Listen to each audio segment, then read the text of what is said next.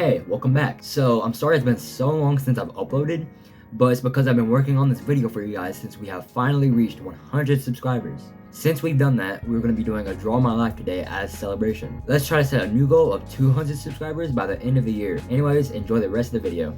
I was born March 20th, 2008.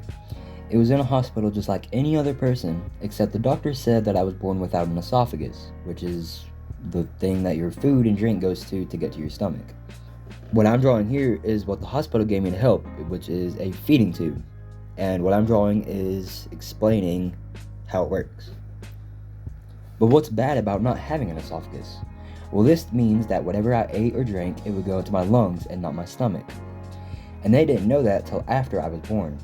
Apparently, it's 1 in a million chance to happen, and they don't know what causes it. I had to keep this until I was about 5 years old. It came out because I was healthy, at least that's what it seemed like to the doctors and everybody else.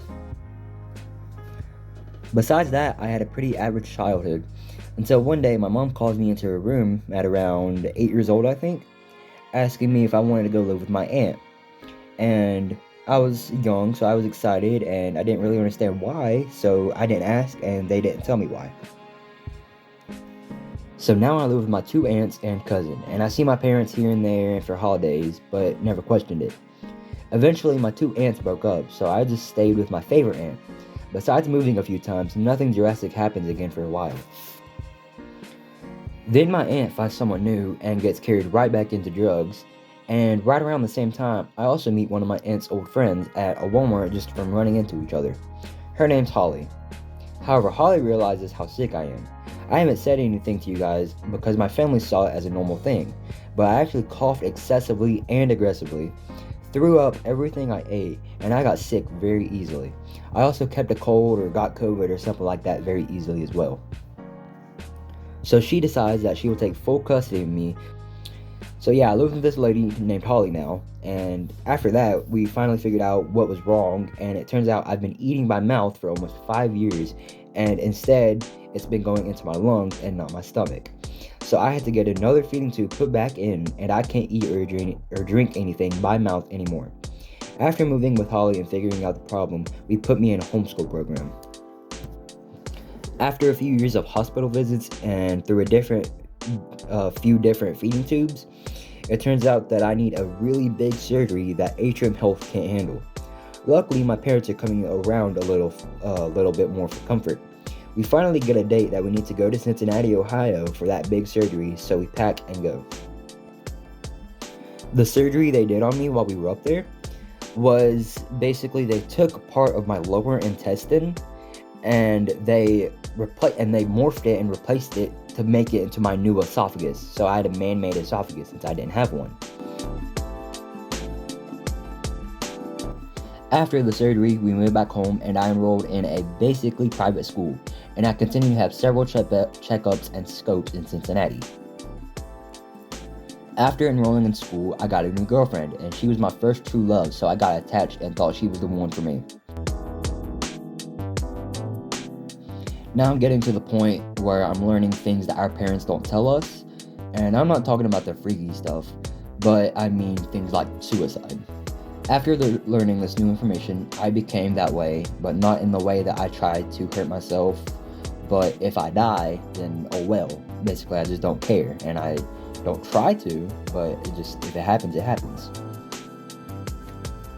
So I told some friends at school, and that got me sent to the mental hospital.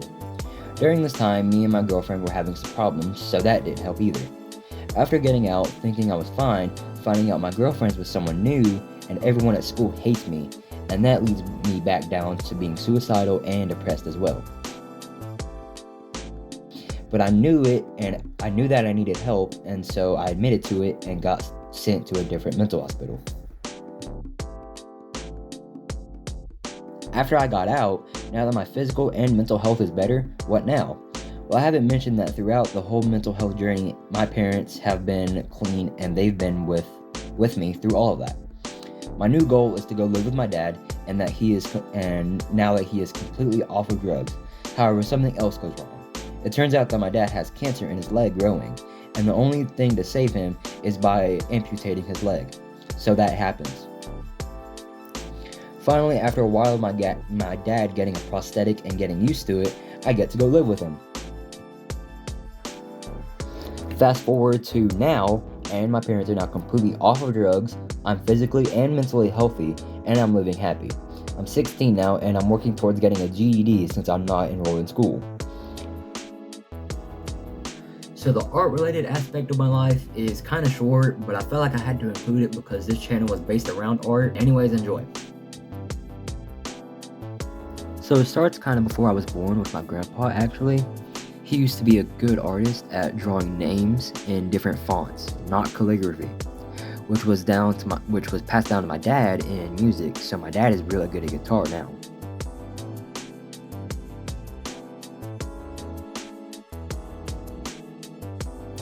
Then my mom has always been good at doodling and also piano.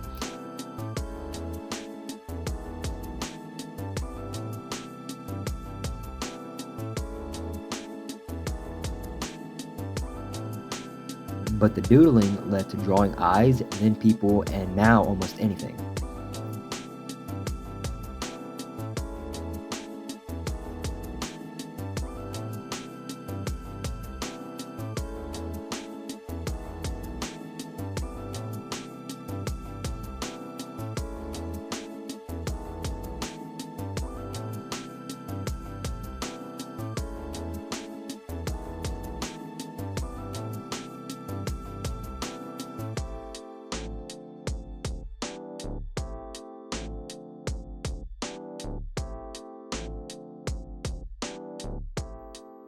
Okay, let's pause the video for a second. Today's question of the day is, what is your favorite Marvel superhero? Now, it can't be anti-hero, so it can't be Deadpool, can't be a villain, it has to be a Marvel superhero. I think mine is personally gonna be Ant-Man. I don't really know why, I just like Ant-Man. I don't want to pick Spider-Man because that's basic. So, I picked Ant-Man. Tell me what yours is in the comments. I'd say the creativity from my mom and the determination from my dad was passed to me.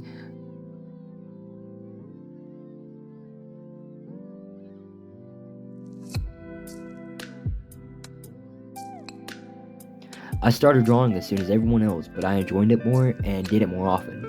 And that enjoyment continued to grow with me and led me to actually start trying and even practicing. All of that led me to improve to here now. Thank you all so much for watching. I really hope you enjoyed this video because it took very long to make. So please like, subscribe, and comment, and all that stuff. Again, thank you all so much for 100 subscribers. Let's try to get 200 by the end of the year, and peace.